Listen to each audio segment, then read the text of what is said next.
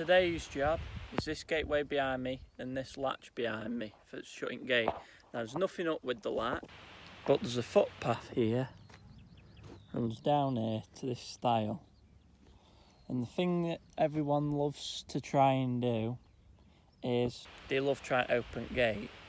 Now it's got a latch on where I can make it where it's hard for them to undo it, but they still manage to undo it.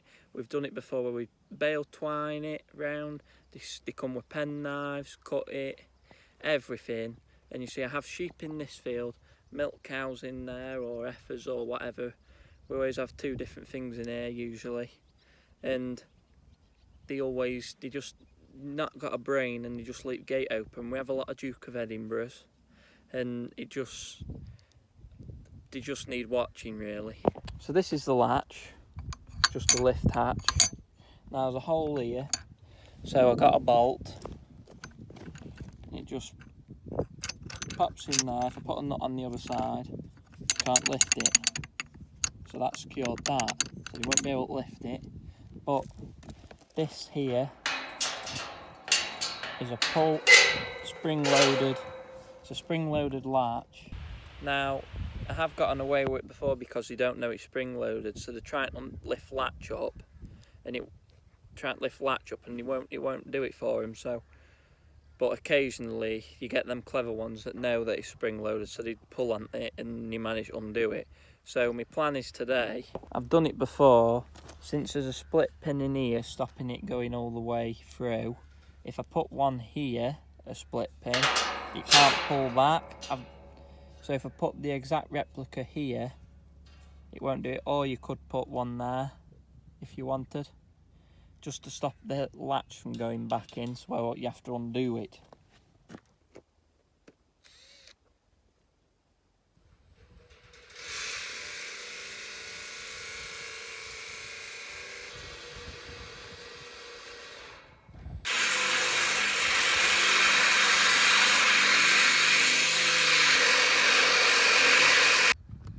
So I've got my hole drilled through.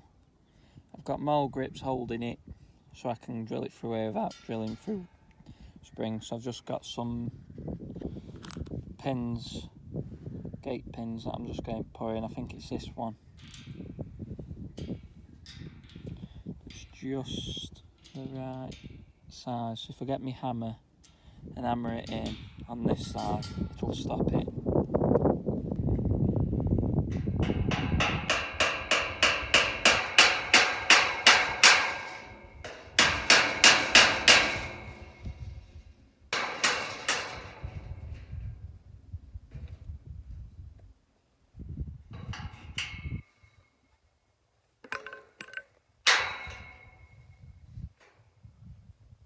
And there we have it, pins through. So you see, so when you pull on it, it won't do it, because that's holding it there, that's holding it, stopping it going through there, even though the handle would help stop it going through, but it just keeps the spring tight. And then if I get my bolt through here, I can't lift it. I mean, it's a shame that you have to do things like this for the general public, but if it's risk of animals getting hurt or just not respecting the countryside, then that's what farmers have got to do. But there's a stile literally just up there. It's not even an awkward stile or anything. It's just people just love trying to do gates. Anyway, they'll climb gate. They'll still do that, but what can you do? See?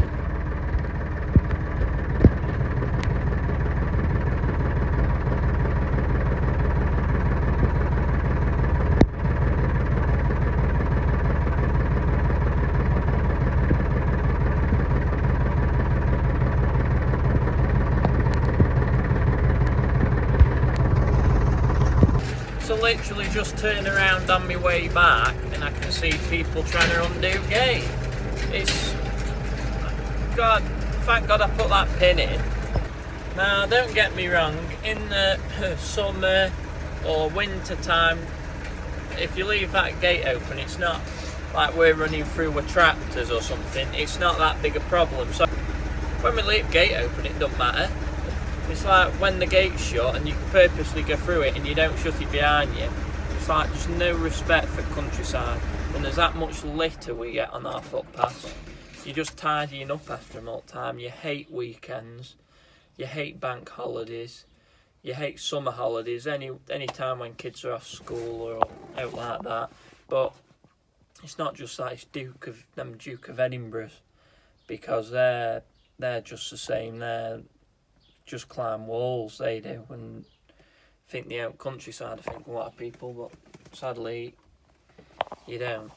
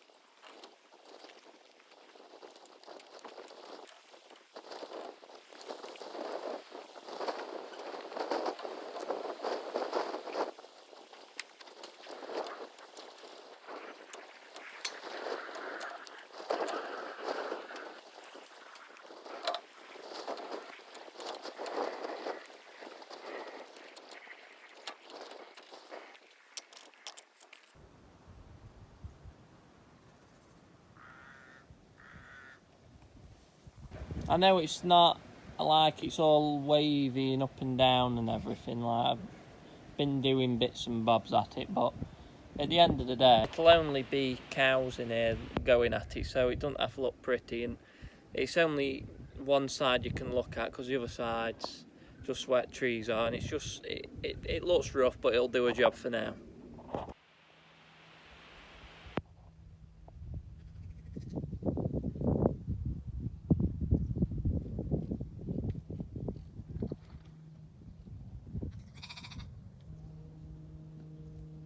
So this week it's giving highs of at least 27 degrees on the weather, but my sheep on here on the drive are going towards eating up, but as you can see, they're liking being under these trees where it's really sheltered away from the sun, because it's midday and it's like the sun's beaming down. Sun's just behind there, it's beaming down, and it's acting a bit of protection for them.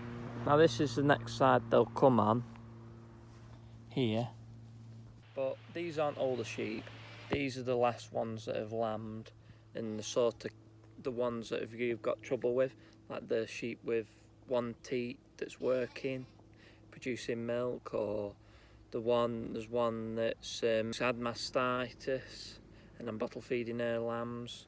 Another one that had a prolapse and she's got a harness on.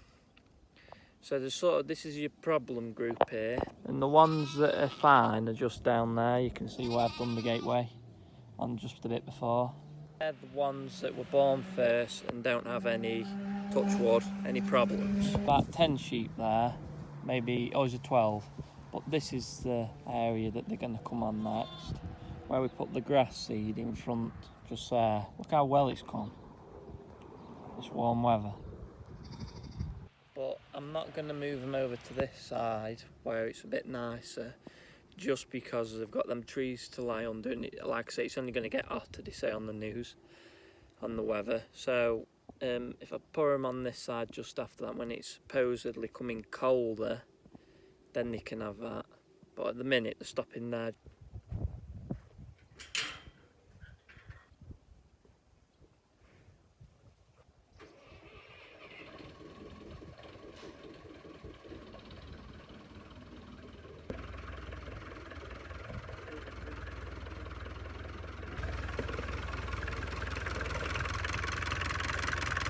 So it's cow time now, and I've just shut all the gates and let them go up for milking, so we'll just go and fetch them.